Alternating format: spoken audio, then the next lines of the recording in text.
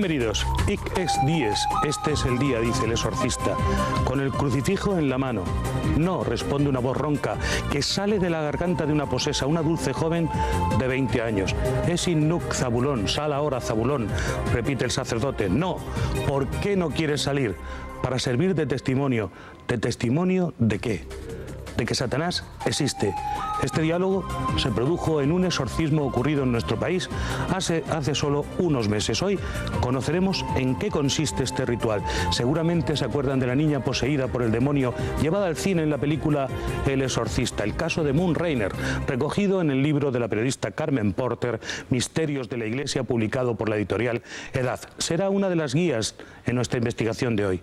¿Cuál fue el caso real en el que se basó el guión del exorcista? ¿Sabían ustedes que fue en realidad un niño y que fueron cambiados los nombres y algunas de las circunstancias, pero que es un asunto de posesión diabólica completamente comprobado en los Estados Unidos? ¿Sabían que todo lo que sucede en la película El exorcista es real? ¿Ocurrió realmente, aunque no todas las situaciones en el mismo caso? Dicho de otra manera, todo lo que le sucede a la niña del exorcista sucedió en la realidad, pero a varias personas, transformándose luego en un solo guión, en el que la poseída era una niña en vez de un niño, y le sucedían cosas comprobadas en varios casos de exorcismo. Hoy les proponemos conocer qué pasó de verdad. Además, reiterarles que en la actualidad se realizan exorcismos en nuestro país. Son cosas muy delicadas y por lo tanto secretas. En un instante comenzamos nuestra investigación. Antes les adelanto el contenido de nuestro sumario. Condenado a cadena perpetua. Gary Leon Ridgway, el mayor asesino en serie de Estados Unidos, se declara culpable del asesinato de 48 prostitutas. Sentencia polémica. Un juez de Barcelona niega la indemnización a un hombre que ha quedado tetrapléjico por culpa de un accidente laboral. El exorcismo en código rojo. Investigamos la fórmula de la Iglesia para enfrentarse al poder de Satán. Recuerden que pueden participar desde casa. Para ello deben llamar al 902-013536, línea abierta 24 horas al día, para que nos transmitan sus opiniones o sugerencias. Las referencias sobre exorcismo se pierden en la noche de los tiempos. Este será nuestro primer punto de investigación en nuestro programa de hoy. Ahora conectamos en directo para conocer la actualidad. Manuela Ruiz, ¿qué novedades hay? Hola Paco, saludos un día más. El mayor asesino en serie de la historia de Estados Unidos, que cometió en tan solo 2 años la mayoría de ellos. Seguiremos con mucho interés ese asunto. Gracias, compañera. El demonio no es una fábula, como algunos, para su desgracia, piensan. Desmentir la existencia del demonio es negar la revelación que nos advierte sobre el enemigo y sus tácticas. A continuación, les ofrecemos un trabajo periodístico donde se recoge cómo combatir al maligno.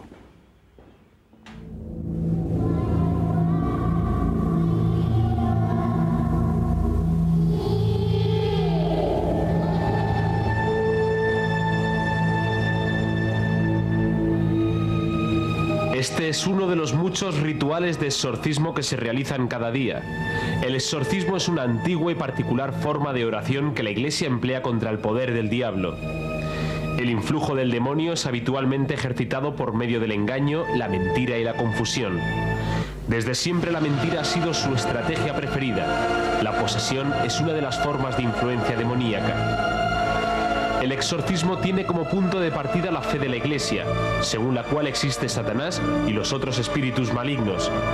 La doctrina católica enseña que los demonios son ángeles caídos a causa de sus pecados, que son seres espirituales de gran inteligencia y poder.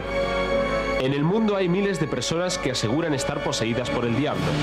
Tanto la Iglesia como los expertos afirman que las posesiones diabólicas son fenómenos muy extraños. Debo decir que cómo queda el sacerdote es mucho como si le hubieran dado, como si hubiera tenido una lucha titánica contra un ser que nadie ve más que existe, y el propio Papa lo llama el príncipe de las tinieblas. Desde el punto de vista psiquiátrico, el diablo no es nada especial. Hay una serie de fenómenos que han sido atribuidos en algunas culturas a intervenciones de diablos que pueden corresponderse con lo que los psiquiatras consideran como trastorno mental. Por desgracia, no siempre quien realiza estas prácticas son personas capacitadas. Personas como Rosa Lima, en Huelva, o el caso de la niña de Almansa, Rosy González, que es brutal, han muerto de una forma brutal, terrible, dramática, porque su círculo cercano consideraba que estaban poseídos por el demonio y no se les ocurrió otra cosa que hacer el exorcismo por libre, por su cuenta y a veces utilizando incluso la violencia, lo que terminó, no sé si quitándoles el demonio, pero sí quitándoles la vida. Mientras la psiquiatría ha demostrado que la actividad del subconsciente explica muchos de los fenómenos anormales atribuidos al diablo, la Iglesia sigue creyendo realmente en el poder del exorcismo para eliminar a una criatura como Satanás.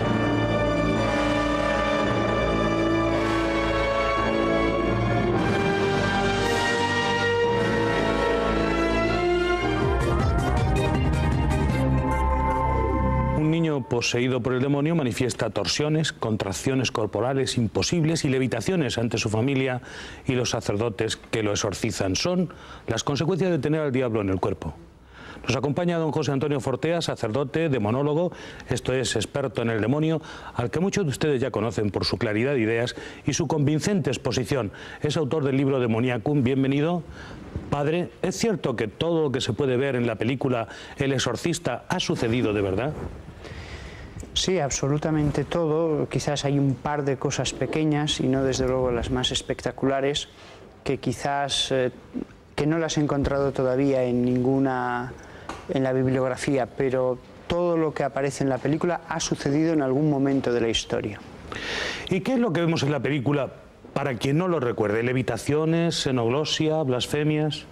Sí, quizás lo más común, que eso es algo que está en todos los posesos, es esa agitación con grandes gritos, esa aversión ante lo sagrado, pero lo extraordinario, por supuesto, es que entienden cualquier idioma, que pueden incluso conocer cosas ocultas, y una de las cosas más extraordinarias de todas que ocurre alguna vez es la levitación, sí. Recuérdenos, padre, ¿qué es un exorcismo? Un exorcismo es cuando la Iglesia ora por una persona para que el demonio que posee su cuerpo, solamente su cuerpo, salga de esa persona. Es una oración que puede durar horas o incluso días. Es importante esto que usted dice, padre. Su alma no la posee, es decir, esa persona está poseída por el demonio, tiene todavía una parte de sí que ella controla. Sí, en el cristianismo es absolutamente imposible la posesión del alma. La libertad es la única cosa a la que ni siquiera nosotros podemos renunciar. Podemos renunciar a todo menos a la libertad. E incluso en el caso de posesión es un fenómeno que afecta solo a la corporalidad. El alma sigue siendo tan libre como antes de la posesión. ¿Por qué se llega a practicar un exorcismo? Pues la Iglesia, el por qué la Iglesia llega a practicarlo porque está completamente convencida de que hay casos cuya causa no es psiquiátrica y cuya solución tampoco es psiquiátrica. Y por eso practica la Iglesia el exorcismo en el siglo XXI. Y lo practica con el mismo espíritu científico que los que defienden la posición contraria, posición que respetamos totalmente.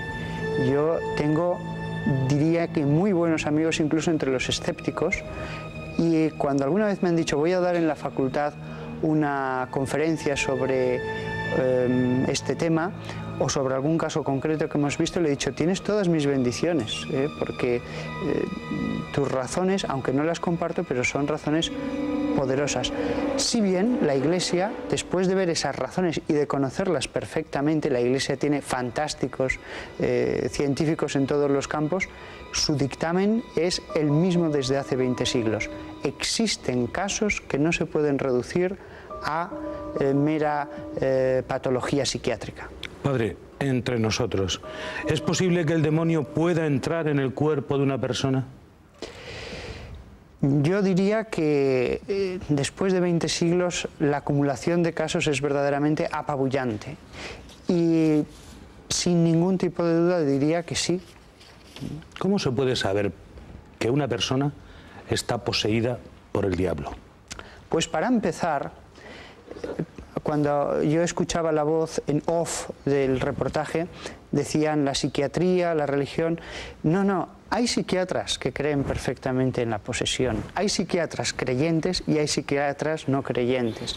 Y el psiquiatra católico, el psiquiatra que es una persona que cree en la fe de la Iglesia, pues también cree en que existe este fenómeno. No es un combate entre la religión contra la ciencia, es un debate incluso entre psiquiatras. Y de hecho, yo lo puedo decir, a mí psiquiatras me han enviado casos que me han dicho: llevo este caso desde hace tanto tiempo y en los últimos meses se ha salido ya de todos los cuadros médicos. Mira a ver qué es, porque esto yo ya no sé dónde encajarlo en el manual. Unas oraciones y queda libre. Con lo cual, no es ciencia versus religión. La idea de que la ciencia tiene que ser atea es falsa. La ciencia no tiene que ser ni atea ni creyente. Son los hechos y los resultados. Lo que prueba la Iglesia, y tiene miles de casos en el siglo pasado, es que personas que llevaban un larguísimo historial de problemas psiquiátricos han quedado completamente liberados. Para avanzar en nuestra investigación de hoy está con nosotros el doctor don José Miguel Gaona, doctor en Medicina y Psiquiatría de reconocido prestigio. Bienvenido, doctor. Hola, buenas tardes. ¿Qué explicación ofrece la medicina a los exorcismos? Bueno, en primer lugar, desearía aclarar que, aunque hable como psiquiatra, evidentemente soy creyente y, por lo tanto, para nada me voy a enfrentar en un momento dado de una manera, digámoslo así, frontal a la Iglesia. Estaría bueno, doctor. Ni mucho menos, por supuesto, ¿no? No, y además, ya que lo pone usted así, yo le voy a preguntar, antes de nada... Se lo pongo fácil, sí. ¿Usted cree en los exorcismos? Yo creo en los exorcismos por el siguiente factor, y es que evidentemente ante ciertas patologías mentales y ciertos perfiles de personalidad, el exorcismo actúa como una verdadera catarsis y por lo tanto en un momento dado pues puede ser muy útil, pero para ciertas personas. En lo que quizá no llego a creer tanto es en el origen sobrenatural del mismo, tanto por parte del exorcizado como por parte del exorcizador. Modestamente también creo que el hecho que no se encuentre un apartado exclusivo donde incluir dichos trastornos en diversos manuales de psiquiatría como el DSM-4 o cualquier otro de la OMS, etcétera, etcétera, no quiere decir evidentemente que esto no sea un trastorno mental. Dichos manuales sirven de punto de referencia para que los psiquiatras hablemos un lenguaje común, pero en esos manuales, que son vivos y además se revisan con muchísima frecuencia, cada varios años, 4, 5, 6 años, salen y entran enfermedades que antes no se habían diagnosticado. Por lo tanto, no es raro que un psiquiatra no sepa dónde encuadrar a noviembre del 2003, por ejemplo, dicha patología. Doctor, y ahora sí, la pregunta de antes, que era, ¿qué explicación ofrece la medicina a los exorcismos? Para no pisar mi propio discurso que acabo de decir, no debo de encuadrarlo dentro de alguno de los apartados de la psiquiatría como el DSM-4, pero desde luego sí que tiene muchísimos puntos en común con algunos de los trastornos múltiples de personalidad, algunos trastornos de personalidad histriónica, por ejemplo, vulgarmente llamados histerismo. Antiguamente se creía, por supuesto por personas que en un momento dado no tienen un nivel cultural pues, medio o elevado, se confundía a los epilépticos en algunos ámbitos con personas poseídas con el diablo, etcétera, etcétera. Pero vamos, usted, doctor, que usted es creyente. Sí, sí, por supuesto. Pero al igual que creo que la epilepsia no es evidentemente un trastorno debido al diablo ni a otra forma sobrenatural, sino que es un trastorno de impulso nervioso a nivel cerebral, creo que el exorcizado tiene su explicación también. Dígame su opinión sobre si debe decirse que todas las víctimas de posesión diabólica son en realidad enfermos mentales. Dado que no podemos encuadrarlo dentro de un apartado exclusivo, quizá el más cercano sería el trastorno múltiple de la personalidad, podemos decir que tienen un trastorno, evidentemente, de la personalidad. Eso sí que podría más o menos afirmarlo. ¿Se puede saber a ciencia cierta lo que es? No se puede encajar dentro de algo conocido de lo que hemos aprendido en la facultad, pero el que no sepamos al día de hoy dónde se puede encajar no quiere decir que me lo tenga que inventar. Claro, pero aún así usted sabe que hay asuntos acreditados como el que hoy vamos a tratar aquí, el que sirvió de inspiración a la película del exorcista, sí, que no ha sido explicado a pesar de tanto tiempo transcurrido.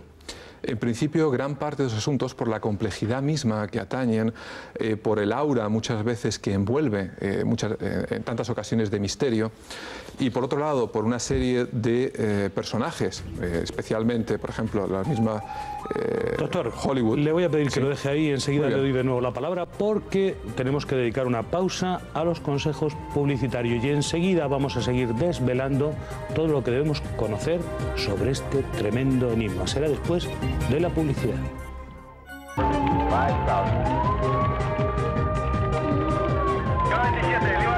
Tenemos un código rojo, tenemos un código rojo.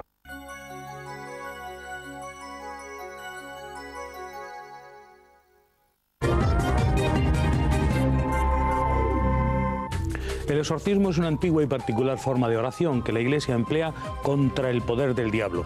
Nuestros próximos minutos estarán dedicados a analizar algunas sesiones realizadas en nuestro país y lejos de nuestras fronteras. Antes volvemos a conectar en directo con la redacción, donde se encuentra Manuela Ruiz. Adelante. Hola, Tiene Paco. como punto de partida la fe de la Iglesia, según la cual existe Satanás y otros espíritus malignos. La doctrina católica enseña que los demonios son ángeles caídos a causa de sus pecados, que son seres espirituales de gran inteligencia y poder.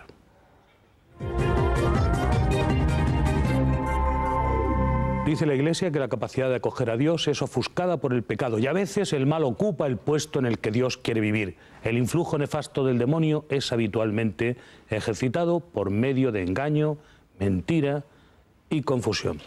Doctor Gaona, ¿está usted en el uso de la palabra? ¿Y quería usted añadir algo? No, realmente yo creo que he resumido prácticamente lo que quería decir y es sencillamente que la mayor parte de los casos que se observan por ahí, que se dicen que están poseídos por el demonio, pues no presentan otra cosa que un complejo cuadro de patologías mentales y punto, nada más. Cosa que no quita que un sacerdote pueda ser muy útil, especialmente en aquellos pacientes que son creyentes, a la hora de realizarles un beneficio. Eso también que quede claro mi postura. Nos acompaña Carmen Porter, periodista especializada en temas de misterio y autora del libro Misterios de la Iglesia, donde se recoge el caso real en el que se basó la película El Exorcista. Actualmente Carmen Porter es redactora del exitoso programa de radio de la cadena SER Millennium 3 y también colaboradora habitual de revistas especializadas como Enigma, Más Allá y además su directora de la página web www.ikerjimenez.com. Este es el libro de Carmen, Misterios de la Iglesia, publicado en la editorial EDAF. Carmen, bienvenida. Muchas gracias, Paco. ¿Qué opina usted de los exorcismos?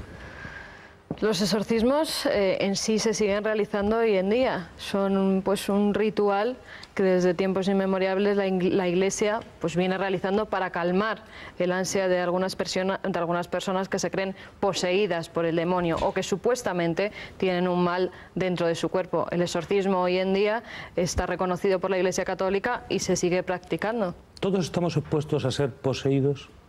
Sí, todos, según, y el padre luego nos lo podrá decir, estamos expuestos a ese mal. Como no sabemos muy bien qué es ni la forma de introducirse en el cuerpo, pues en principio sí estaríamos todos expuestos a ese mal y cualquiera podría ser poseído por él. ¿Dónde diría usted que está el peligro? Porque aquí, por ejemplo, tenemos una tabla Ouija, etcétera. ¿Usted cree que el peligro realmente nos acecha, de que el diablo nos sorprenda y nos invada? Es mejor no buscarlo. El peligro en sí nos acecha diariamente. Pero por si acaso, con mal llamados juegos como ese que tiene usted en la mesa, como el juego de la Ouija, que no es un juego, porque la juego mente... de aquí, esta tabla de madera donde Efectivamente, esa tabla donde hay una serie de letras, luego se pone un vaso y varios participantes hacen preguntas a supuestos espíritus que las contestan. El doctor bien sabrá que conocemos muy poco del cerebro y que nosotros mismos podemos ser los que estamos moviendo ese vaso y dando esos mensajes. Muchas veces esos mensajes son de tipo satánico o demoníaco. Para una persona que no esté pues muy enterada, muy puesta o muy bien de mente, puede ser realmente un juego peligroso, porque puede llegar a creer que es una persona poseída por el demonio. Padre José Antonio Fortea, ¿qué debe ser el diablo para un creyente? Y en general, ¿qué dice la Iglesia del diablo? Para la Iglesia es uno de los ángeles que se rebelaron. Es un ser maligno, ya no hay posibilidad de redención para él, no hay posibilidad alguna de perdón, es un ser que solamente busca hacer el mal, no tiene cuerpo. Lo podemos representar como queramos. La forma habitual de representarlo, una hibridación de hombre y animal, lo que trata de expresar es su carácter intelectual y su bestialidad, que se manifiesta sobre todo en los casos de posesión, pero es un ser incorporal. El mayor problema para que alguien crea que existe este ser viene de las representaciones. Padre, estamos viendo imágenes, por lo menos aquí en el plasma están, de una representación del diablo, yo diría una estatua al diablo que hay en el museo, en el Retiro madrileño, en una de las plazas. ¿Eso está bien, está mal? ¿Está bien que siga ahí? ¿Es un peligro? ¿Se trata de una extraña adoración al diablo? No, yo lo veo muy bien, porque el título de la estatua no es Al ángel caído. El título de la estatua es El ángel caído. No lo hemos visto en el plasma. Sí, pero ahora seguramente lo pasarán de nuevo. El título Yo lo acabo de ver justamente. El título es El ángel caído. No está dedicado a él, sino que simplemente es una representación. Aquí está, padre. Y es una representación al natural. ¿Está en Madrid, en el Retiro? Sí. Al natural todavía se ve mejor porque se ve desde abajo, en que no se glorifica para nada al diablo. Al revés, se lo representa horrorizado, mirando hacia los cielos, como mirando del lugar que ha caído y con expresión de horror de decir, pero ¿qué he hecho? En este sentido es una estatua que conjuga perfectamente con el entorno. No sería lo mismo la estatua en un salón. La estatua está mirando hacia los cielos, hacia las alturas. A mí me parece toda una verdadera parábola. Es un ser castigado. Sí, sí, sí. Y para mí la estatua refleja muy bien esa situación. No solamente no soy contrario, sino que soy un admirador del arte con que el escultor plasmó lo que es un ser espiritual. Pues ya lo saben, está ahí en el Parque del Retiro madrileño don José Miguel Gaona, doctor psiquiatra. ¿Qué es el diablo desde el punto de vista de un psiquiatra? Pues prácticamente en la psiquiatría no se contempla la figura del diablo como tal. Lo que sí se examina muchas veces son expresiones que tienen una proyección antropológica, transcultural. De hecho, en el propio DSM-4 hay varios apartados al respecto.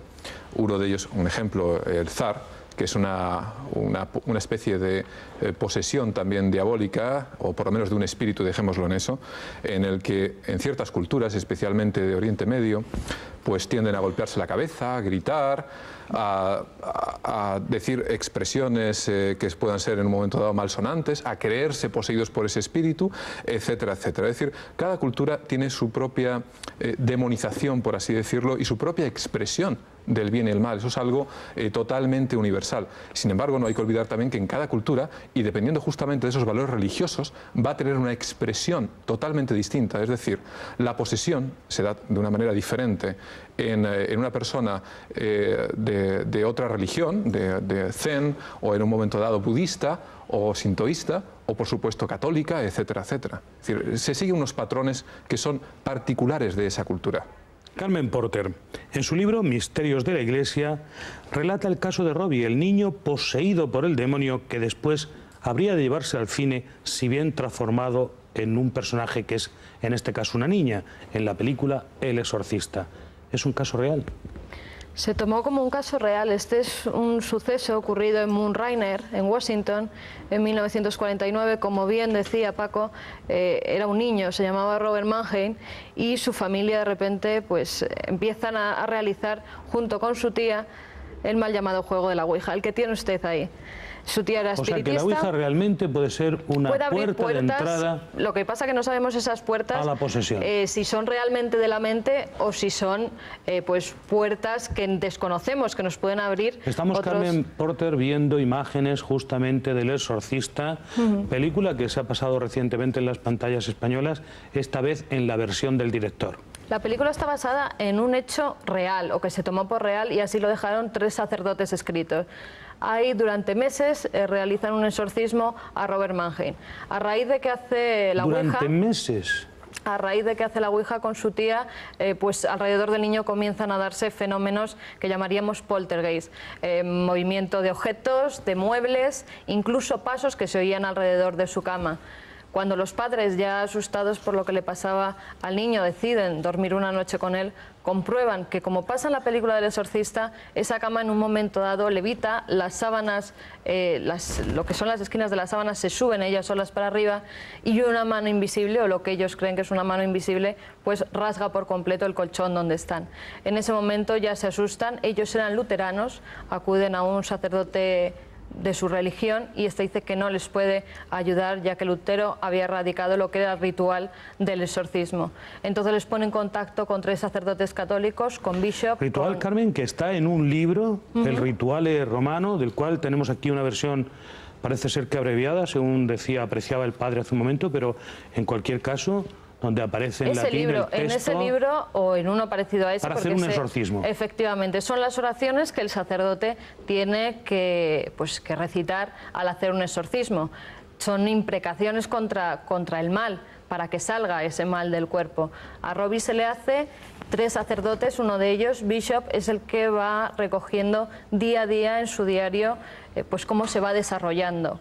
Cosas tan fuertes como vemos en la película, levitaciones, como ha dicho usted antes, xenoglosia, es decir, hablar lenguas muertas o desconocidas para la persona, titanismo, que es fuerza descomunal pues para el niño, titanismo o sansonismo, se llama de las dos maneras, fuerza descomunal para esa persona, para esa edad y para ese niño en este caso. Y también pues otro tipo pues como dermografías, es decir, palabras que solas se escribían en el cuerpo de Robert Mannheim, como eran infierno o salida. Un abrigo, Carmen, volando, una mesa que se vuelca, un pupitre sale despedido golpeándose de lado a lado contra las paredes de la clase. ¿Todo eso puede llegar a ser real en un exorcismo? Todo eso puede llegar a ser real, por supuesto. Los fenómenos poltergeist hoy en día en muchísimas casas encantadas se siguen produciendo, porque no solo las personas pues tienen este tipo de obsesión o de posesión demoníaca, que son dos cosas diferentes, sino que también en las casas hay algunas casas pues que, entre comillas, supuestamente están poseídas y se producen estos fenómenos poltergeist. A puertas que se abren y se cierran ellas solas, armarios de los que salen abrigos volando o incluso libros que pasean por toda la habitación sin ningún sentido. Usted, que es una periodista que, en fin, ha tenido la experiencia directa en muchos casos extraños y misteriosos, ¿usted cree que algunos de estos fenómenos que estamos aquí glosando tiene alguna explicación racional? Yo creo que sí, y es más, antes comentaban pues los dos invitados, tanto el padre Fortea como el doctor, la relación entre la Iglesia y la ciencia. Hoy en día los exorcismos, el exorcista, un exorcista oficial, tiene que ir acompañado para realizar ese exorcismo, y el padre Fortea lo sabrá, de un psiquiatra. Yo he hablado con personas del Vaticano y ellos me dicen que sí, que el sacerdote tiene que estar autorizado por el obispado de esa ciudad o en un momento dado pues que se produzca un caso de exorcismo y el obispo de la ciudad a un sacerdote le diga, eres tú quien lo tiene que realizar, pero en todo caso tienen que descartar antes que se trate de una enfermedad mental. Por eso debe ir siempre acompañado de un doctor, de un especialista. ¿Esto es así? Es decir, ¿hace falta estar acompañado de un psiquiatra para llevar a cabo un exorcismo? Bueno, estrictamente hablando, con el Código de Derecho en la mano, no. Lo que pasa es que en la práctica sí que se suele hacer. En la práctica, lo primero de todo es decir, tráigame los informes de los psiquiatras. Y sí que es verdad que después suele ser muy normal que haya un psiquiatra, por lo menos en cada sesión. Padre, enseguida volvemos sobre esto, porque debemos dar ahora unos minutos para la publicidad y vamos a avanzar después en nuestra investigación. Nuestros próximos minutos estarán dedicados a conocer en profundidad el temor al diablo.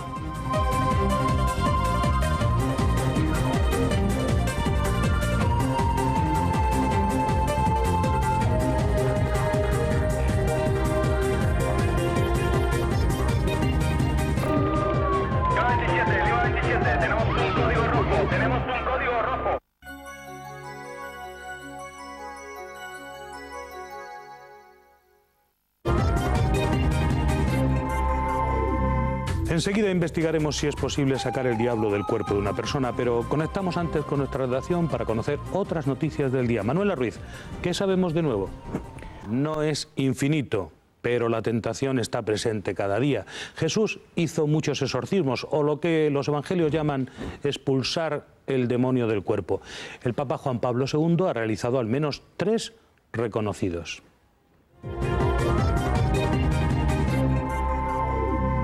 En el Antiguo Testamento aparece 18 veces la palabra Satán y en el Nuevo Testamento 35 veces la palabra diablo y 21 la palabra demonio.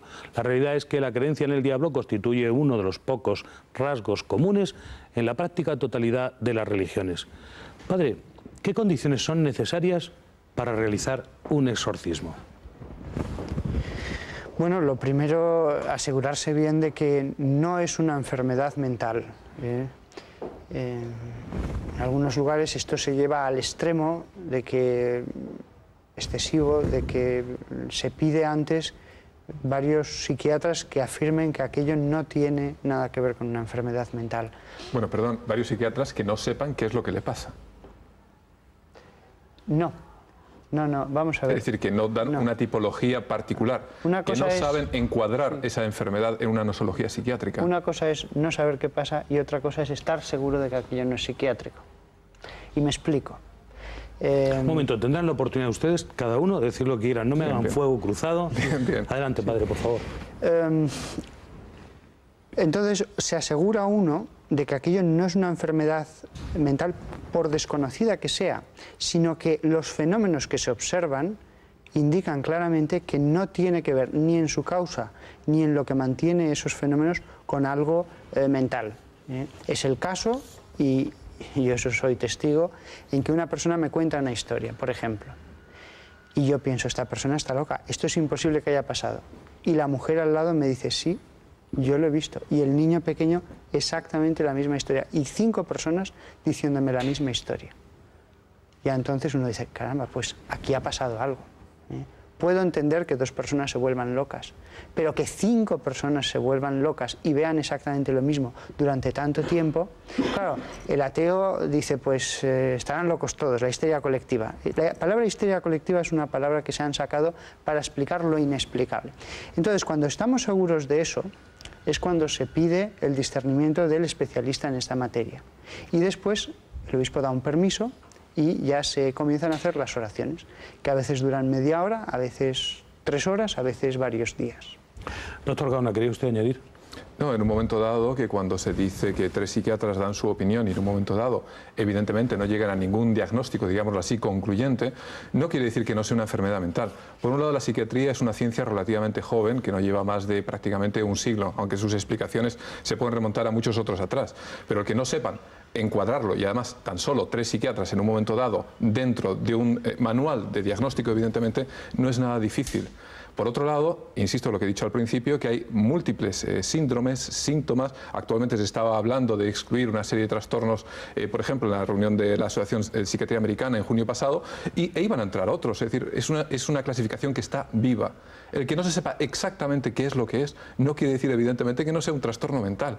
Por otro lado, lo que se dice de histeria colectiva, que aparentemente es un trastorno donde se incluye aquello que no se sabe qué es algo muy claro. Cuando en un momento dado hay una corriente cultural determinada en una misma familia, en una misma sociedad, evidentemente los patrones de comportamiento son similares. Por lo tanto, en una familia, cuando uno puede empezar a enloquecer, no es raro que los demás que están en dicha familia comiencen, por pura simpatía muchas veces, a ver, a creer y a sentir lo mismo. No es nada extraño, es un fenómeno humano y natural fácilmente explicable. Entendido, doctor. Para dar un paso más en nuestra investigación, nos vamos a Roma, donde nos escucha Paloma Gómez Borrero, querida compañera y excelente periodista, corresponsal de la cadena COPE. Bienvenida. Buenas tardes, Paco. En su opinión, Paloma Gómez Borrego, ¿puede una persona estar poseída por el diablo? Sí, lo que pasa es que son poquísimas, gracias a Dios. Son un caso cada 1000, me decía uno de los exorcistas del Vaticano, el Monseñor Corrado Balducci. Dice la mayoría de los casos que dice que están endemoniados, lo que son es casos de psiquiatra y casos de personas alteradas la parte psíquica o psicológica o como quieran, ¿no? Pero sí que los hay y son temibles porque realmente no están siempre poseídos, sino en unos momentos, y verdaderamente cuando uno los ve es angustioso, es tremendo. Yo recuerdo que Monseñor Balducci me contaba una vez que había una chica que parecía que lo era, pero no estaba seguro del todo, y hizo una prueba y fue ponerle unas gotas de agua bendita en la sopa que iba a tomar. Y no lo sabía nadie, claro. Y de repente la chica se cogió la cuchara y se fue a comerla y empezó a escupir sobre el plato, a decir blasfemias, a revolcarse, bueno, una cosa espantosa. Y bueno, y de estas yo he visto casos, y lo que hay es también en Turín, por ejemplo, más exorcistas que en otras ciudades de Italia. Exorcistas que el obispo nombra porque la lucha contra el maligno pues se necesita unos, no sé, una formación y una fuerza moral y yo imagino que incluso física notable. Paloma, me cuentan una historia estremecedora que le ocurrió a usted. En casa, había terminado un reportaje sobre el rock satánico. Sí, tuve que hacer, bueno, el rock satánico y lo que entonces había muchísimas misas negras en Italia, en España, y se había descubierto, bueno, una señora, fue un caso tremendo que vino en todos los periódicos, una chica que fue asesinada por la madre y por los amigos de la madre, convencidos de que estaba poseída del demonio y que se había quedado embarazada del demonio. Y entonces la mataron, fue un caso verdaderamente espantoso. Entonces, en vista de tanta misa negra y este caso, me pidieron que fuera a entrevistar a Monseñor Balducci, que es cuando yo le conocí. Le conté todo lo que había ocurrido, me habló del maligno, hablamos del rock satánico, de los grupos, de muchos de estos grupos que están consagrados a Satanás, o que son sacerdotes de Satanás, y en fin, me dijo que de todas maneras al maligno no le gustaba nunca que se creyera en él, porque así actuaba mucho más fácilmente. Si no crees en algo, pues no le temes nunca. Y entonces yo me fui con mis cintas, mis 2 cintas, mi bloc de notas y una serie de fotocopias que me había regalado Monseñor Balducci para que hiciera mejor el reportaje, y los dejé en una mesita en mi cuarto de despacho, ¿no? Y la ventana medio abierta, era noviembre, y cuando eran así como casi las 10 de la noche, pues me entró un pájaro, no un cuervo, que me hubiera muerto yo del susto, un pájaro negro, que empezó a darse golpes por toda la habitación, dejándome toda manchada de sangre. Llamé a los chicos, llamé a todo el mundo en casa, pobrecito, un pájaro que ha entrado herido, vamos a curarle, y se puso sobre la librería, que está completamente de pared a pared, o sea, completamente, no tiene ni 2 centímetros de suelo. Y cuando el pájaro, cuando le vamos a coger, se mete por detrás, no sé ni cómo, y allí se quedó, nunca más supimos nada, y tendría que haber desmontado toda la pared toda la librería. Y al día siguiente, pues dije, cogeré una caña para ver si saco ese pájaro, porque va a ser un nido de hormigas. Nunca más se ha sabido nada de ese pájaro, pero las fotocopias, el magnetofón se rompió, las cintas desaparecieron, el bloc de notas también, y comenzaron a ocurrir cosas muy extrañas. Lo que sí pasó es que justo 2 años después, en noviembre también, sobre aquella mesa apareció otra vez las cintas y el bloc de notas y todo, cuando ya realmente no me hacía falta. Impresionante. Paloma Gómez Borrero, excelente periodista, corresponsal de la cadena COPE en Roma. Muchas gracias por su sabiduría. Esto sí que lo puedo contar, y que he visto exorcismos, y que realmente la película El Exorcista muchas veces se queda chica. Gracias, Paloma. Hasta pronto. Un abrazo muy fuerte. Padre, impresionante esta situación personal de Paloma. Lo que usted ha dicho, realmente los hechos son los hechos. Porque aquí tenemos una periodista de primera categoría que vive en primera persona una historia impresionante, un pájaro que entra en su casa y le desaparecen todos los materiales sobre el rock satánico, la chica que presuntamente estaba embarazada del diablo. Sí, los hechos son los hechos. La Iglesia... Aquí no podemos decir que el personaje no se sabe quién es. No. Uno de los problemas mayores con los que me encuentro es que las personas que sé que han estado posesas y hoy día están liberadas de muchos lugares de España son personas completamente normales. Y entonces, desgraciadamente, me encuentro con las manos muy atadas, y solamente casos como este y otros sí que han salido a la luz y han sido, muy conocidos, son los que muestran que la Iglesia, defendiendo lo que defiende, no solo está defendiendo la fe, sino que está defendiendo lo que sucede ante nuestros ojos. Lo que pasa es que después puede venir alguien y decir, bueno, es que el manual, bueno, mire, el manual, lo que dice Hamlet, hay más cosas entre el cielo y la tierra de las que dice su filosofía. El manual no tiene por qué hablar del demonio, pero no excluye el demonio. Y es más, hay en un apartado del DSM, ya que le gusta tanto citarlo aquí al doctor... Perdón, pues, lo cita usted en su página web continuamente.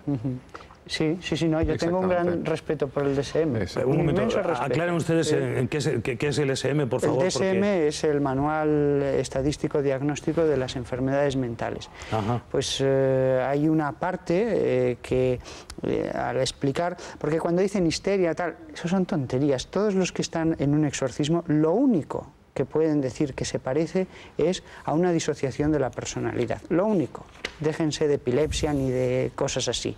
Hasta en la Edad Media, cuando se describe la posesión, se habla claramente de que aparece una segunda personalidad maligna. Nunca se habla de lo que es la epilepsia, que se conocía perfectamente en la Edad Media. Perfectamente. Se habla y se describe lo de la película del exorcista, la aparición de una segunda personalidad. Pues bien... Padre, tengo que ir inmediatamente a publicidad y le concedo inmediatamente después la palabra. Después de unos consejos publicitarios nos esperan los resultados de la lucha contra el demonio.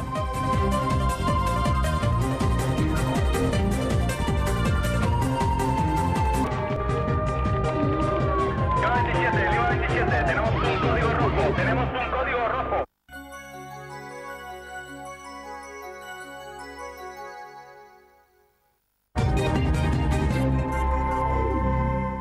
Conoceremos enseguida distintas opiniones sobre la interpretación de una sesión de exorcismo. Será después de nuestra conexión en riguroso directo con la redacción para recoger las últimas noticias.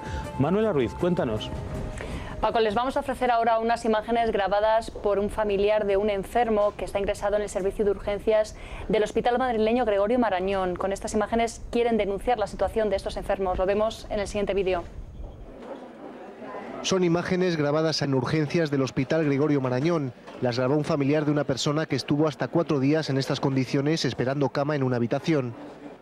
Después de estar varias noches en urgencia viendo lo que allí pasa, pues hemos decidido que eso tenía que salir público para ver si se puede hacer algo en cuanto a ver cómo está la sanidad, porque es indignante. Allí estás 6 o 7 horas en urgencias y podrías escribir un libro. Camas que se acumulan en los pasillos, enfermos que se tienen que cambiar detrás de un biombo. Algunos, por la masificación, tienen que esperar 3 y 4 días para ingresar en planta. Lo mismo veía sangre en el suelo de una persona que le escurría por un brazo. Donde están todos los carteles de peligro de radiaciones, había como 10 camas. Vimos a un señor cómo le cambiaban en una cama en el pasillo donde había otras 2 camas más, pasando gente por el pasillo. Desde la dirección del centro se asegura que se atiende por prioridad de urgencias. Se reconoce que el personal no da abasto y que hay graves problemas estructurales. Es verdad que estamos sobrepasados, pero lo vuelvo a repetir, que la dirección ha tomado la iniciativa de aumentar a este personal en su asistencia a estos pacientes que nos vienen. Los propios médicos en urgencia nos comentáramos que protestáramos, que nos quejáramos. Según nos comentaron, había 70 personas esperando camas para ingresar. Estaba comiéndose una manzana concretamente cuando le grabamos y el chico llevaba 3 días sin ducharse y sin afeitarse porque le remitían a un cuarto de baño que hay en el pasillo para todos los enfermos de urgencias, que ni siquiera tiene un cerrojo para tener un poco de intimidad. Es el caso más grave, el del Gregorio Marañón, pero estas escenas casi tercermundistas se repiten en otros hospitales madrileños. Aunque la saturación en los servicios de urgencias no es noticia, sí que lo es que los enfermos estén durante semanas, estén hacinados en los pasillos de estos servicios de urgencias. Paco, esto es todo desde la redacción de Código Rojo. Gracias, Manuela, por tu puntual información. Les recuerdo que pueden participar en el programa llamándonos a nuestra línea de participación 902-013536, abierta 24 horas al día. Un niño de 8 años murió en agosto de este año durante una sesión de exorcismo en Estados Unidos. En un pueblo de Albacete, Almansa, una niña de 11 años murió a manos de su madre y otras 2 mujeres convencidas de que la pequeña estaba embarazada del diablo.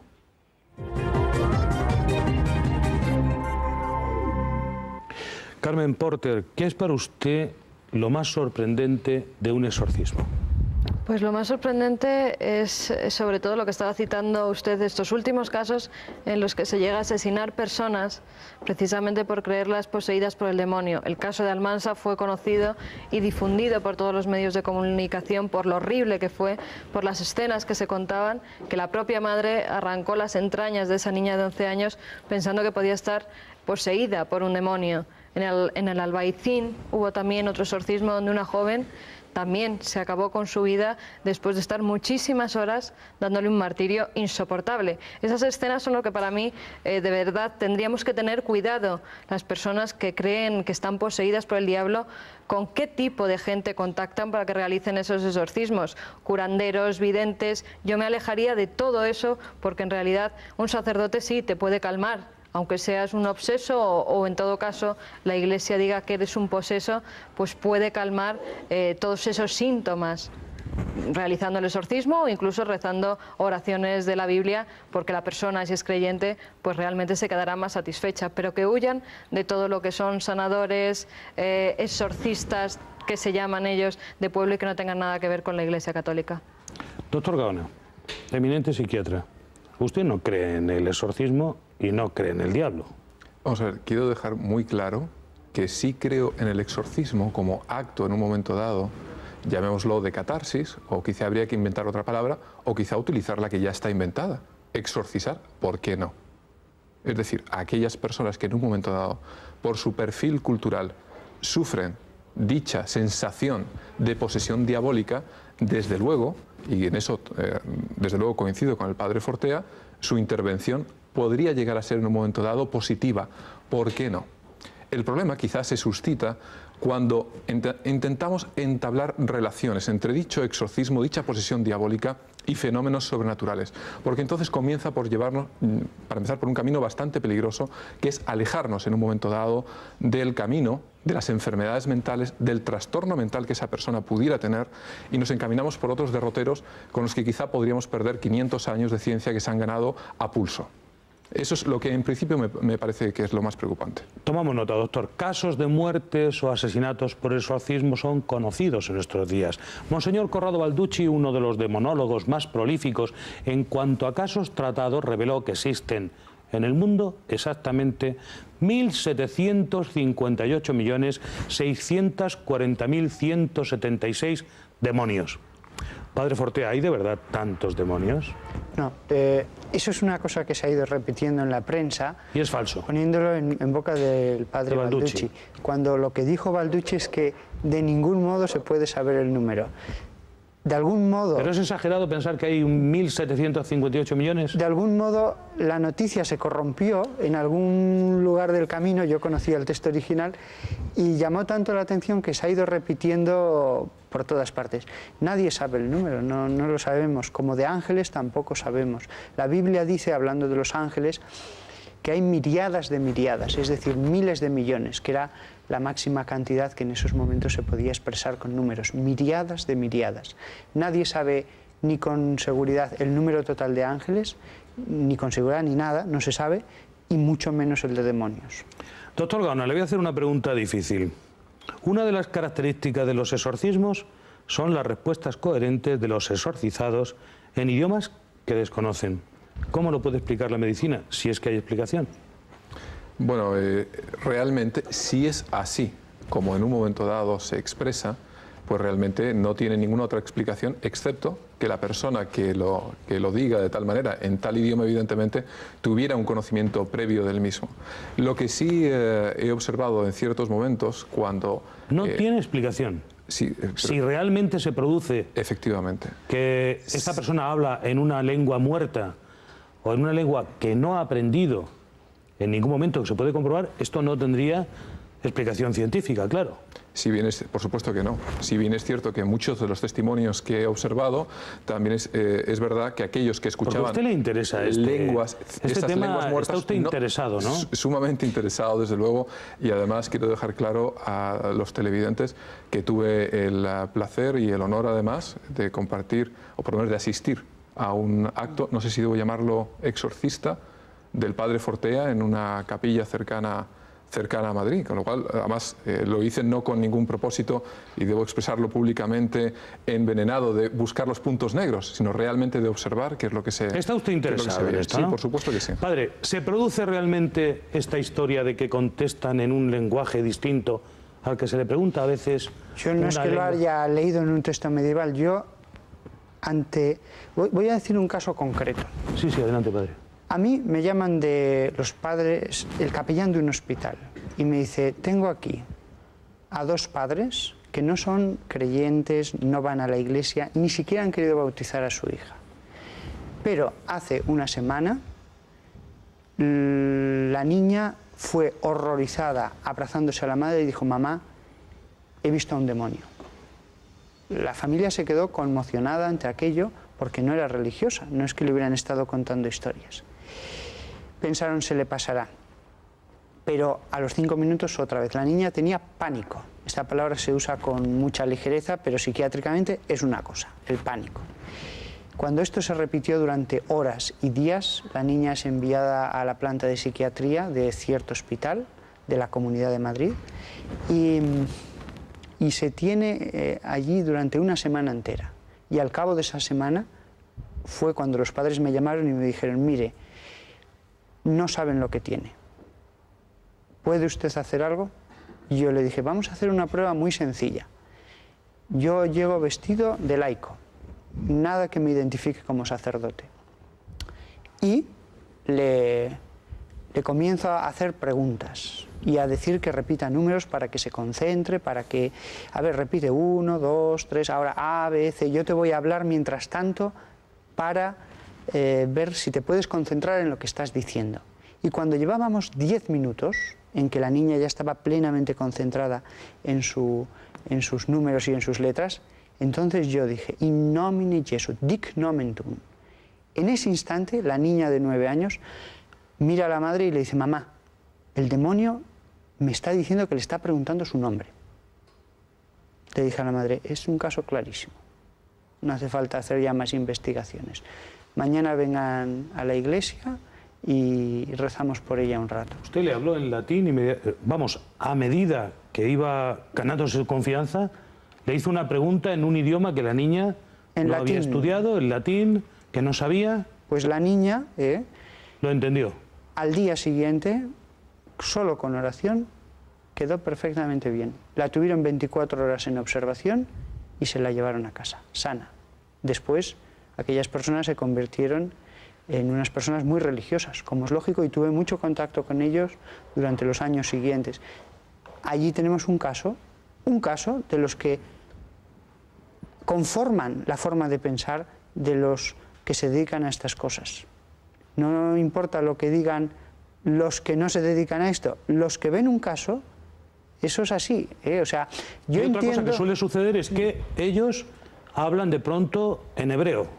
Sí, también hay casos. Normalmente no se sabe qué dicen. O en latín. Pero sí. O en griego, es decir, lenguas que no conocen y que de pronto se expresan en ellas, porque incluso a veces se le hace la pequeña trampa de preguntarles, como ha hecho usted en ese caso, para ver si realmente saben responder en ese idioma. Sí, vamos, yo tengo textos escritos en hebreo y en otros idiomas por gente muy joven y que no tiene verdaderamente conocimiento, porque la posesión además puede afectar a uno de los últimos casos que me vinieron a ver, fueron unos niños de 7 años y de 9 años. No importa la edad, si el demonio está dentro, el demonio sabe cualquier idioma. Y aquellos niños era impresionante, pegando a su madre, pellizcándola, insultándola, escupiéndola. Yo recuerdo que llevé a uno de los niños, a cada hermano lo tuvimos que llevar en un coche distinto, sea dicho de paso, porque no había manera. Y agarrándolo los de detrás, me puso literalmente el coche perdido. Un niño, yo llevé al de los 9 años, de escupitajos. Yo cuando vi aquello dije, esto es algo increíble. Pues, claro, en fin, yo veo que la psiquiatría es una cosa y esto es otra cosa. Hace 40 años en los países del este jamás creyeron en los poltergeists. Decían, no, Marx dice que solo existen los átomos y las moléculas. Bien, hoy día ya sabemos que no, que hay más cosas que esos átomos y esas moléculas. Y son tantos los testimonios en todo el mundo, en el primer mundo, en Brasil, en África, que uno dice, pues sí, realmente sí que hay casos en que ocurren cosas que son inexplicables con las ciencias naturales, pero que en estos otros esquemas ya han quedado más que explicados. Xenoglosia se llama eso de hablar en un idioma que se desconoce bajo la posesión del diablo. Carmen Porter, una de las advertencias que da el Rituale Romanum es dudar de todos los signos paranormales que se producen en torno al supuesto poseído, ya que pueden ser a veces explicables por la ciencia y la medicina. ¿Cuál debe ser la visión que usted también conoce de una periodista ante todo esto? Mire, yo antes estaban hablando de la xenoglosia y algunos casos inexplicables de que hablen lenguas muertas o que entiendan y contesten en latín. Pero también yo en mi propia persona he vivido pues fenómenos en el que a una persona la hipnotizan y comienza a hablar en alemán, cuando esa persona ni conocía ni hablaba en alemán. Por lo tanto, yo creo que también puede tener una explicación. Doctor, en algún momento. ¿Es posible que bajo hipnosis alguien que no sepa alemán hable en alemán? Sí, desde luego los mecanismos del inconsciente van más allá de lo que uno se imagina. Tanto es así que muchas veces el propio lenguaje corporal se dice que es el responsable del 80% de la comunicación. Yo mismo he estado en una fiesta en Ucrania hablando en ruso durante más de 2 horas que no hablo prácticamente nada de ruso. Es decir, que no es algo extremadamente difícil. De todas formas, algo muy serio, como bien advertía el padre Fortea. Padre Fortea, sacerdote, demonólogo. Carmen Porter, periodista de lo extraordinario, doctor Gaona, eminente psiquiatra, gracias por sus conocimientos y sus opiniones. Muchas gracias a los tres. En nuestro punto final debemos concluir que el diablo no es asunto de broma. Las posesiones satánicas no son frecuentes, pero en caso de duda se debe de consultar con un experto, normalmente un sacerdote, y si es demonólogo, mucho mejor. No se crean todo lo que les cuentan. Les espero cada día en Código Rojo. Padre Fortea, ha sido un placer tenerle aquí. Muchísimas gracias.